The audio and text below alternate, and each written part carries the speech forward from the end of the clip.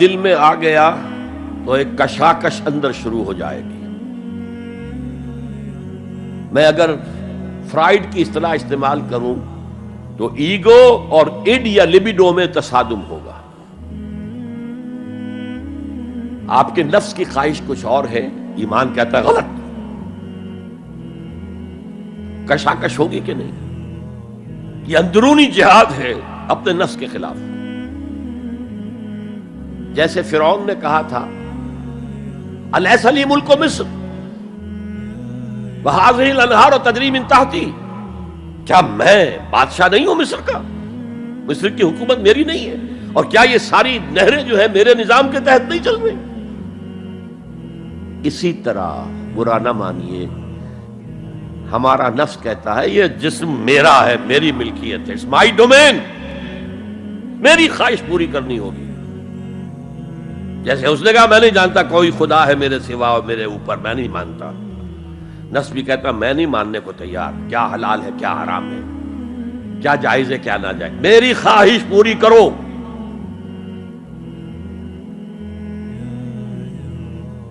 اس کے خلاف جہاد، یہ پہلی منزل کا جہاد ہے۔ اور آپ کو معلوم ہے 3 منزلہ عمارت ہے، تو بلند ترین تو ہے تیسری منزل، اہم ترین ہے پہلی منزل۔ پہلی منزل بنے گی تو دوسری بنے گی، دوسری ہوگی تو تیسری بنے گی نا۔ پہلی منزل یہ ہے اور اہم ترین یہ ہے۔ اسی لیے مولانا روم نے کہا نفس ماں ہم کم ترس فرعون نیست، میرا نفس بھی فرعون سے کم نہیں ہے، لیکن ایراعون نیست، اس کے پاس لاؤ لشکر تھا، اس نے زبان سے بھی کہہ دیا تھا انا ربکم الاعلی، میں ہوں خدا۔ میرا نفس بیچارہ اس کے پاس کوئی لاؤ لشکر نہیں، زبان سے تو یہ کچھ نہیں کہتا، اندر یہی کہتا میں بادشاہ ہوں اس وجود کا، میری مرضی پوری ہے۔ اسٹرگل اگینسٹ دس بیسر سیلف، ایک سیلف ہے اونچی سیلف، خودی، انا، ایگو، اور ایک ہے یہ بیسر سیلف، ہماری جبلتیں جو اندھی بہری ہیں، جو حلال اور حرام سے انہیں کوئی غرض نہیں ہے، ان کے خلاف جہاد کرنا۔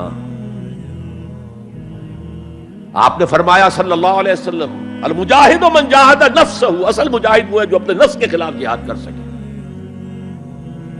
تمہارے اندر یہ دشمن تو بیٹھا ہوا ہے، تکڑا ہے، تمہیں کنٹرول کرنا، چلے ہو باہر کے دشمنوں سے جہاد کرنے کے لیے۔ تم نے ٹانگے کو گھوڑے کے آگے باندھ دیا۔ اور ایک دفعہ حضور سے پوچھا گیا ای الجہاد افضل یا رسول اللہ، اے اللہ کے رسول سب سے افضل جہاد کون سا ہے؟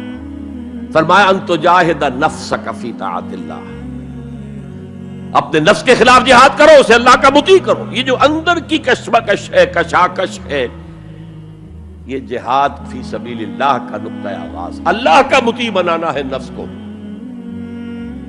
اس کے ساتھ 2 سب لیول اور ہیں۔ اس نفس کو بھڑکانے والی ایک قوت ہے انویزیبل، اور ویزیبل بھی ہے۔ انویزیبل قوت سب سے بڑی ابلیس، شیطان، لعین، اور اس کے چیلے چانٹے جنات میں سے، اور ویزیبل میں انسانوں میں جو اس کے ایجنٹ ہیں،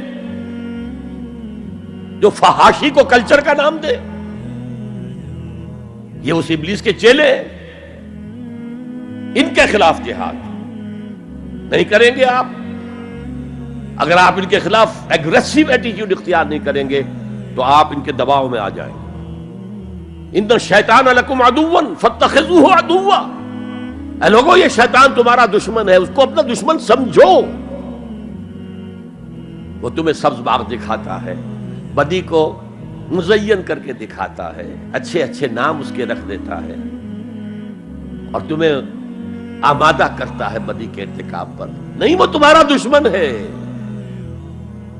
افتتخذونہ وذریتہ اولیاء من دونی، تم مجھے چھوڑ کر اسے اور اس کے چیلے چانٹوں کو تم اپنا دوست بناتے ہو۔